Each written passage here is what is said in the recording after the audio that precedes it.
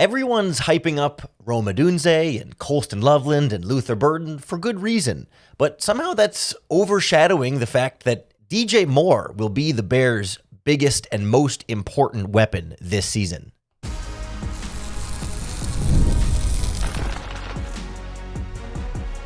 You are Locked On Bears, your daily Chicago Bears podcast. Part of the Locked On Podcast Network, your team every day. This is Locked On Bears, and I'm your host, Lauren Cox. I'm here to bring you your daily, in-depth Chicago Bears news and analysis. You can follow me on Twitter at CoxSports1, and you can follow the podcast at Locked On Bears on TikTok, Instagram, Facebook, Twitter, and the Locked On Bears YouTube channel, where you can keep up with all of our video podcasts as well. Thanks for making Locked On Bears your first listen today. We're part of the Locked On Podcast Network, your team every day. Today's episode is brought to you by FanDuel Sportsbook. Football season is around the corner, so visit the FanDuel app today and start planning your futures bets now. On the show today, I want to take a closer look at DJ Moore and kind of remember how he is going to be the most important weapon this season. If everyone's healthy, he's going to lead them in targets, in catches, in receiving yards, and be the most dynamic weapon in this Chicago Bears offense. And there's a ton of reasons why we should expect a big season for DJ Moore, and also valid reasons why maybe he hasn't gotten as much attention as some of the other guys in the offense. But the things he's going to be able to do in Ben Johnson's team this year is going to be closer to that Amon-Ra St. Brown role than anybody else. And plus, they're spicing it up with some backfield opportunities for him that I think are going to be bigger than even we've already talked about in the podcast here, that maybe closer to a Deebo Samuel type of situation. I want to take a look at what that might look like a little bit more in depth and compare him to some other receivers who line up in the backfield. But I think it's perfectly understandable that DJ Moore hasn't gotten as much hype and attention this training camp. You know, he's kind of the incumbent number one receiver. He's not the young ascending guy. He's not a new face. He's kind of same face, same place, same name, and it's not as new, interesting, different, or as exciting, at least on the very surface. So I totally get that some of these other players are getting more of the attention and more of the hype. I almost wonder if it's a little bit intentional from Ben Johnson. I think they might even like to kind of downplay the hype for DJ Moore because I think they're expecting really big things from him. Like, if you think about it, it makes sense that we should be really excited about Rome Odunze, a second-year wide receiver who showed a bunch of promise as a rookie, going to have more targets, a bigger opportunity in this year's offense with a better offensive coordinator, better offensive line, in theory, improved quarterback play, and he could easily be a 1,000-yard receiver and pushing DJ Moore for that quote-unquote number one receiver role. So, of course, there should be Rome Odunze hype. Of course, there should be Colston Loveland hype. Top 10 pick at tight end. Can do some things physically that Cole Kmet can't. A great athlete who's in the mold of tight ends that Ben Johnson has had success before, namely Sam Laporta. Of course we should be really excited and hyping up what we're seeing from Colston Loveland. And same with Luther Burden, right? Rookie, dynamic athlete with the ball in his hands, playmaking receiver that you feel like can do a lot of different things in your offense. We're really excited to see what he can do. And then at training camp, a free agent like Olamide Zaccheaus comes in, and he's a new face. Everyone's still trying to figure out exactly what he is and what role he's going to play, and everyone's been impressed. Like, he's been a consummate pro, running good routes everywhere he needs to be, on time, on target, on task, and looks like a guy who's very clearly going to be the number 3 receiver in this offense this season. That's new and interesting and different. And DJ Moore isn't new or different. The only thing different is them using him in the backfield a little bit, and we're going to take a deep dive in some of that a little bit later on in the podcast today. But the point being, I don't think it's anybody's fault that DJ Moore has kind of got overlooked in all of this.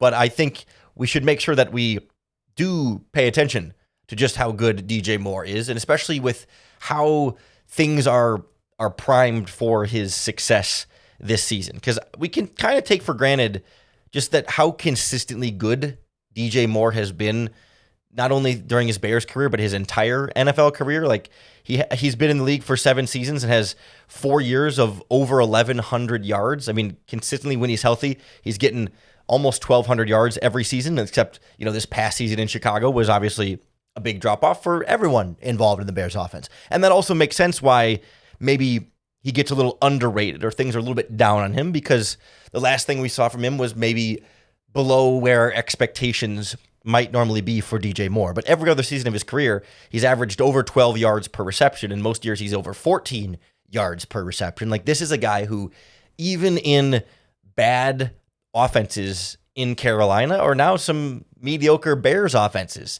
still produces at a really high level. Like, this will be the first season of DJ Moore's career where he's consistently having the same quarterback throwing to him in back-to-back years. If you look back at his time in Carolina, right, he started early on there, was like the tail end of Cam Newton, but he was getting hurt a lot. So he had Kyle Allen throwing to him a bunch in 2019. In 2020, Teddy Bridgewater was the starter for the Carolina Panthers. Then 2021, they had brought in Sam Darnold and still had Cam Newton back and kind of went between those two quarterbacks.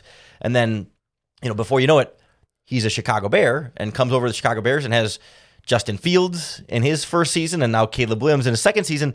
He finally gets the same quarterback for back-to-back years for the first time in his now 8 years in the NFL. Like, there's a little bit of an Allen Robinson effect there with DJ Moore, right? Where it's just like, man, imagine what will happen if he's finally put in a good situation. And now we're looking at what should be the best situation of DJ Moore's career in terms of quarterback continuity, and then also just like quality of offensive coordinator.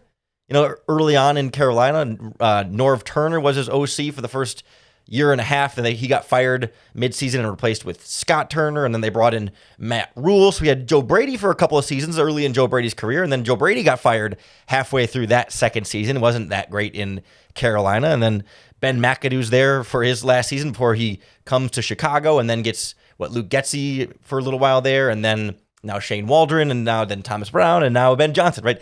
Just like we kind of talk about with Bears quarterbacks not having consistent offensive coordinators and how hard that is, like DJ Moore has experienced that too in his own way. So now in Chicago, he's got the quarterback continuity, and he's got an offensive coordinator head coach, offensive play caller, who should be able to utilize him in theory better than any other coach he's had before.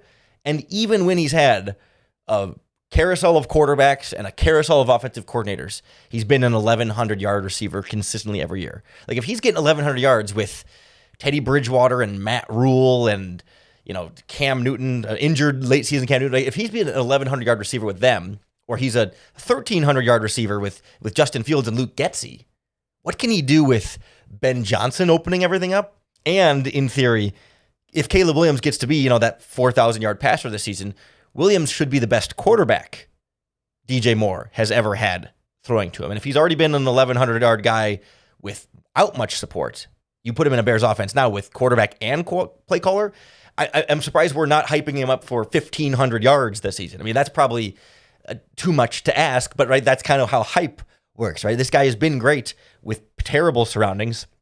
Now he's got good surroundings, good quarterback, good coordinator in theory. Like that, this should be the time to expect a lot from DJ Moore, especially because of how his skill set aligns with what Ben Johnson has had the most success with. It's certainly not going to be a one-to-one plug-and-play comparison, but I want to go through sort of some of the similarities between, not necessarily like side by side, but like DJ Moore being the Bears' closest thing to Amon-Ra St. Brown, and that being huge for what his success and role is going to look like this upcoming season. Next on Locked On Bears. This episode of Locked On Bears is brought to you by FanDuel Sportsbook. Coming up August 26th is officially FanDuel Futures Day. It's a brand new holiday for football fans who live for bold predictions and preseason hunches. On the 26th, for just 24 hours, FanDuel is giving you deals on NFL season predictions. So whether you're calling your MVP, eyeing a long shot division winner like the Bears, for example, or ready to crown your Super Bowl champion before Week 1 even kicks off, this is your moment. You could choose Ben Johnson as coach of the year in that futures bet, or you can parlay your division winner dark horses together. However you want to do it, just make sure you visit the FanDuel app today and start planning your futures bet now for August 26th, because Futures Day is one day and one day only. So don't miss it. Go to FanDuel, play your game. So for me, DJ Moore not only is on a trajectory where everything about being in a Bears situation should boost him up to even levels we haven't seen before, but then you add in what someone like Ben Johnson can do with a player like DJ Moore and how well he aligns with what Ben Johnson has prioritized and had success with. Because it does go beyond just Amon-Ra St. Brown and the Detroit Lions. We've seen previous offenses that Ben Johnson has been a part of, even before he was the coordinator, but just the systems he's worked under have a long track record of really prioritizing the slot receiver as just sort of naturally the player that the quarterback has the most success throwing to and going to early and often. And certainly DJ Moore is not going to be a full-time slot player, but everything is aligning for him to play more of that Amon-Ra St. Brown type role. And we've talked before on this podcast about how the Bears offense is not just going to be the Lions offense, right? They're not just going to make Rome Odunze into Jameson Williams and make DJ Moore into Amon-Ra St. Brown and then try and make that work here. But clearly, Ben Johnson is going to take his receiver talent and try and put them in the best positions to be successful. And Amon-Ra St. Brown and DJ Moore win in some similar ways. They're built in some similar ways. They're both good with the ball in their hands. They're both guys who kind of get compared to like almost like a running back lining up at receiver, which is part of why they're having DJ Moore play in the backfield more. And we'll get into that role just a little bit more here. But I just think about in this Bears offense, they're not going to make Olamide Zaccheaus the Amon-Ra St. Brown slot receiver, right? Like Zaccheaus has played quite a bit of slot over the course of his career, but he's also like not an exclusively slot player. Like, you know, he plays on the outside and in the slot and can work around a variety of positions here. And so I think he's going to do both in Chicago, but like even this past season for him in Washington, he was about 50% slot, 50% outside. And he's going to get some slot reps here. Like, it's not like it's just like one guy gets to be the slot player. But I think what you're going to see is, you know, DJ Moore and Rome Odunze as the top two receivers in base offense with two receivers in the field. If you bring in three receivers, primarily DJ Moore is going to move into the slot, but Zaccheaus will sometimes too. And if you go to four receiver sets, then Zaccheaus and Moore might be in the slot. And sometimes Colston Loveland's going to be in the slot. Sometimes Cole Kmet's going to be in the slot.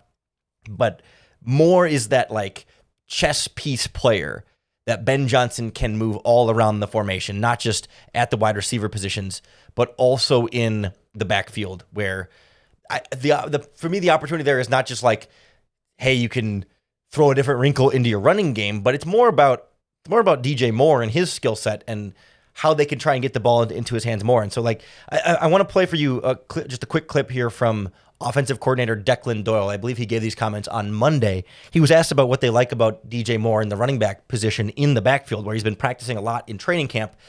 And this might sound obvious, but like when you listen to what he says, like to me, it's like less about unlocking something and more about just being like, hey, he emphasizes how much they just want to get the ball in DJ Moore's hands. And so take a look what he says, and then we'll break it down here in a little more detail. DJ is one of those guys that you really love when the ball's in his hands. And so just trying to find ways to be creative about how we do that, trying to get him touches in every way we can. I think that he has he's very natural back there. He has good vision.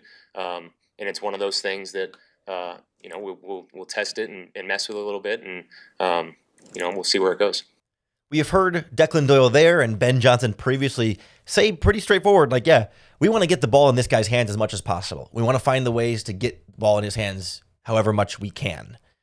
And they've been very clear about that, and yet still somehow we get people talking about, is Rome Odunze going to surpass DJ Moore as the Bears' number one receiver? Like, They pretty clearly telling you, like, this is the guy we are going to prioritize. And that's no slight to Rome Odunze. I think he's also going to look more like a number one wide receiver. But in terms of like targets, catches, yards, that's still going to be DJ Moore. They're telling you that all throughout this process.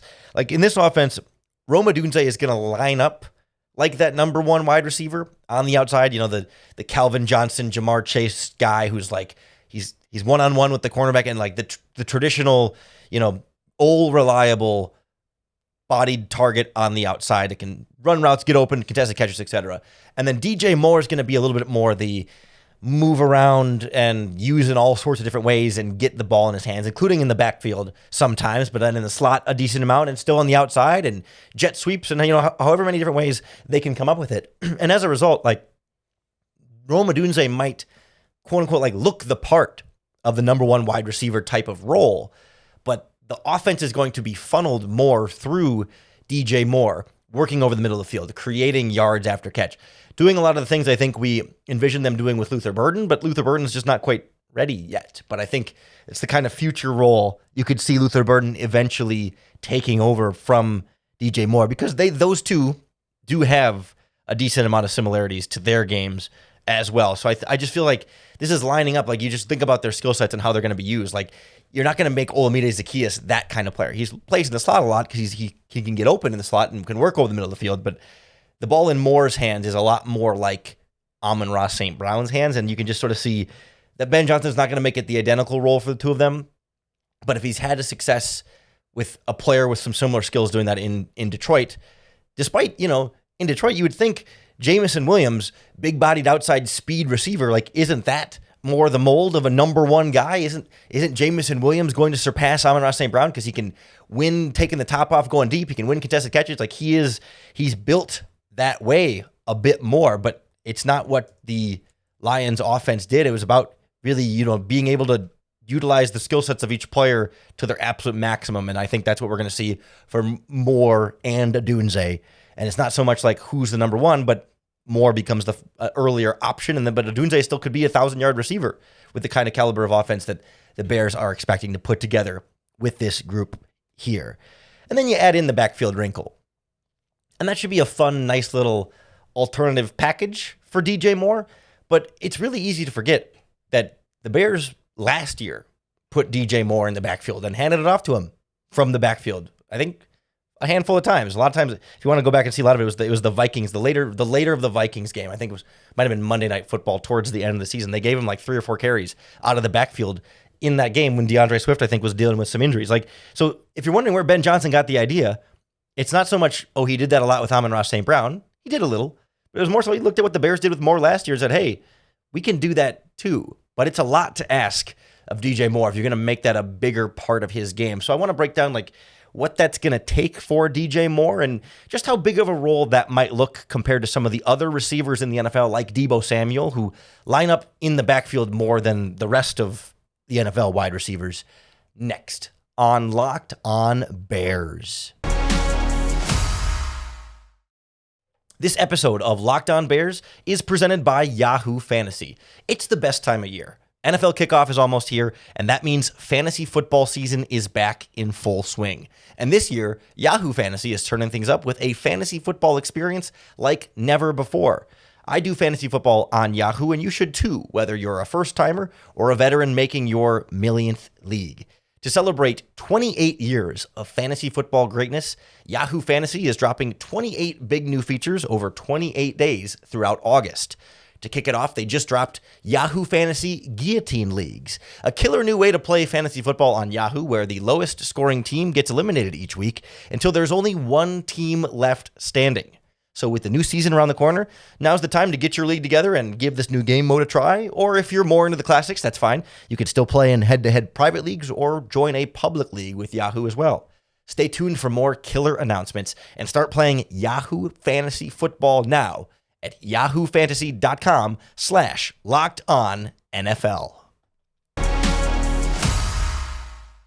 So DJ Moore in the backfield is going to be a fun wrinkle in the Chicago Bears offense, but like, don't expect this to be some like major game-changing offensive role for him and the team overall. Like in the grand scheme of things, it can be cool and effective in short bursts, but it's not going to be like a position switch, right? This is not a Cordero Patterson or even Ty Montgomery type of situation.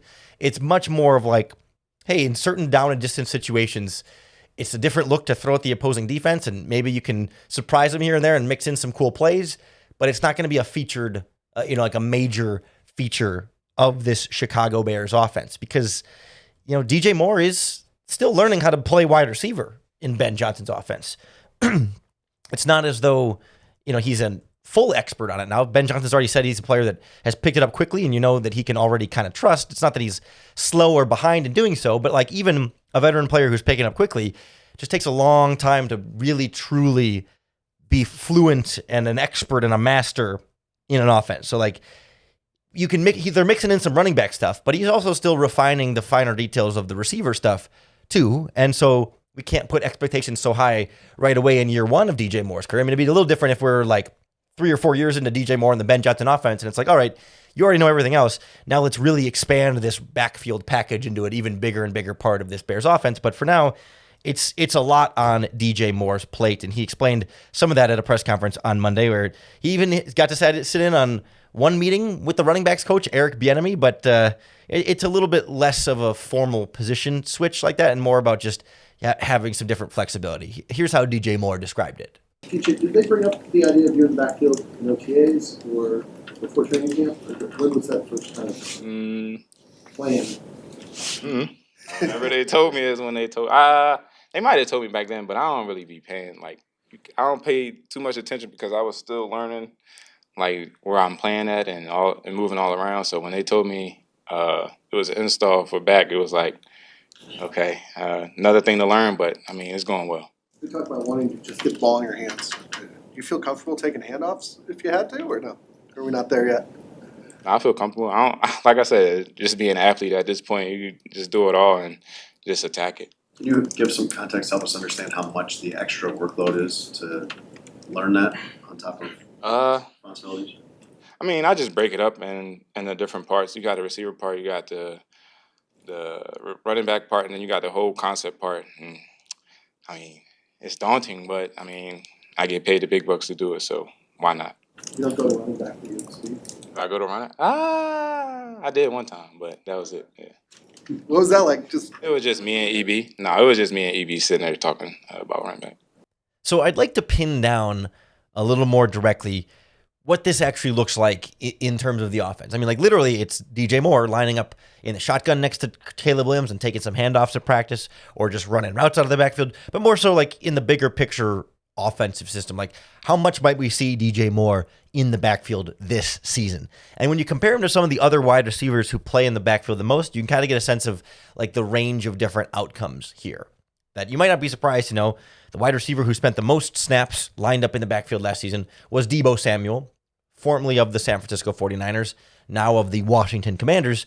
But even over the course of a full season, Deebo Samuel played about 60 snaps in the backfield. That represented about 8.8% of his total offensive snaps last season. Less than 10% of the time, Deebo Samuel lined up in the backfield. And that's the highest of any receiver that had significant, any like kind of real contributing receiver in the NFL. And in total, in terms of like handoffs from the backfield, Deebo Samuel carried the ball 32 times last season. That's not nothing, but that's barely, not even quite 2 carries per game on average. Like that would be like the very, very high end of the number of backfield carries DJ Moore might receive. That doesn't include, jet sweeps and end arounds from a wide receiver position or, direct snaps to him as a quarterback per se, but like the most in the NFL is 32 carries from Deebo Samuel. That's about 8.8% of his total snaps. That's rushing and receiving and blocking in the backfield there. The other 2 receivers who had semi-significant roles in the backfield was Jaden Reed from the Green Bay Packers, was in the backfield 26 snaps last season. It's less than 4% of his total snaps. And then there's a player you probably haven't heard of with the Dallas Cowboys, Kevontae Turpin. It's an undrafted free agent of theirs a couple years ago out of TCU. He's like 5'9", 155 pounds. They used him in the backfield in Dallas. He was kind of like their number number 5 receiver, more like a gadgety gimmick kind of player, but still a wide receiver. Like, it was only 5% of his snaps. It was 16 snaps he was in the backfield. Both Jaden Reed and Cavante Turpin carried the ball 11 times in the backfield last season, less than 1 time per game. Like, those are the 3 players who have done it double digits all of last season. 11, and 32 carries. Like, that's kind of the range we're talking about for DJ Moore, right? Probably at most 1 carry per game average, which means some games he'll have 0, and some games he'll have 2 or 3. I mean, last year he had 6 out of the backfield. So, I mean, you could double that and get to 12, but last year he played 10 snaps in the backfield. It was like 1% of his total season. And for comparison, Amon-Ra St. Brown in Detroit lined up in the backfield occasionally, but only had 1 carry back there, 14 snaps, about 1.4% of his playing time was in the backfield. So it's not like Ben Johnson used Amon-Ra St. Brown as this like dynamic hybrid running back player. It was very much almost more like trick play type of situation role. Whereas like Deebo Samuel and to a lesser extent Jaden Reed and then Cavante Turpin, like they were a little bit more regular roles, but we're talking 4 to 9% of their offensive snaps for those individual players. Like, that's at most. DJ Moore's running back role will be less than 10% of his playing time this season, and probably closer to 5 than 10, maybe even closer to 3 than 10 when it's all said and done. Like, this is not a primary featured role. This is, hey, the offense needs something to jumpstart it. Like, it's almost like trick play, but not exactly. I think it's going to be more like matchup based and situation based, certainly like a 2-point conversion type situation, or just like if you identify a team that, say, you see a tendency on tape where they put their linebackers on the running back in man coverage a lot, and you say, well, DJ Moore is going to outrun a linebacker and make him miss after the catch. Well, then you put DJ Moore in the backfield a little bit to try and get that matchup with that specific team's linebacker. Or if you see a team that they play a lot of zone and they don't pay much attention to the running back in the backfield, they're willing to let you throw checkdowns and not really just try and rally and tackle him. Maybe you want to get the ball to DJ Moore in those type of roles or whatever it might be, right? You look for games and situations and mismatches that it's going to be most advantageous for you to put DJ Moore back there. Because, of course, when you have DJ Moore in the backfield, you presumably then don't have a running back on the field. And so the defense is not expecting a run play when no running backs are on the field. Like, maybe you have DJ Moore in the backfield, and then you have Zacchaeus and Rome Odunze at wide receiver, and then Loveland and Kmet at tight end. So you have 3 wide receivers and 2 tight ends in the field, no running backs. But DJ Moore is in the backfield. So if the defense is not expecting a run, but you got 7 blockers in there with your offensive line and 2 tight ends, you can hand it off to DJ Moore and have a big numbers advantage, especially if they respond to that formation by putting extra defensive backs in the field and taking linebackers out because you're not expecting them to run when there's no running back in the game. But then you go from an empty set to motioning DJ Moore into the backfield to handing it off to him. It's just matchups and situations like that based on how you think a defense is going to respond to your personnel, you sneak DJ Moore in the backfield and you hit him with it a couple times, right? You're not building your game plan around him unseating DeAndre Swift as your number 1 running back, or even unseating Cal Monunga as your number 2, or Roshan as a number 3, or whatever it might be, right? It's just little wrinkles and fun little. It's more than trick play, but not a full-fledged feature in the offense. That's what we should expect from DJ Moore in the backfield, and it's just a small part of what we should fully expect from him, which is making a bunch of plays after the catch up and down the field, being that Amon-Ra St. Brown like player, even though the role is not going to be exactly the same. It just really lines up nicely for this to be the player that Ben Johnson thrives with, because he's thrived with DJ Moore type players in the past. Doesn't mean Rome Odunze won't still have a huge season. Doesn't mean the tight ends won't still be really involved. And Olamide Zacchaeus, I think, is going to be a big part of this offense. But there's a lot of balls to go around, especially if they're producing at the volume that we expect the Bears offense to do this season. We're going to be keeping close tabs on what all these receivers' roles look like this season, and you can be sure we'll break it down for you right here on the Locked On Bears podcast. So make sure you hit that subscribe button on YouTube or wherever you listen to podcasts, because that's going to be the best way to keep up with all of our daily, in-depth Chicago Bears news and analysis. Thanks for making Locked On Bears your first listen today. We're part of the Locked On Podcast Network, your team every day. If you're looking for a second listen today, you can always check out Locked On Bets. It's the Locked On Podcast Network's daily betting show with our hosts Lee Sterling over there, as well as some other fill-in guests that help out, giving you the best picks for baseball season, for football futures, and so much more. Find it on YouTube or wherever you listen to your Locked On podcasts. Just coming back tomorrow for another episode of Locked On Bears and another opportunity for you to bear down.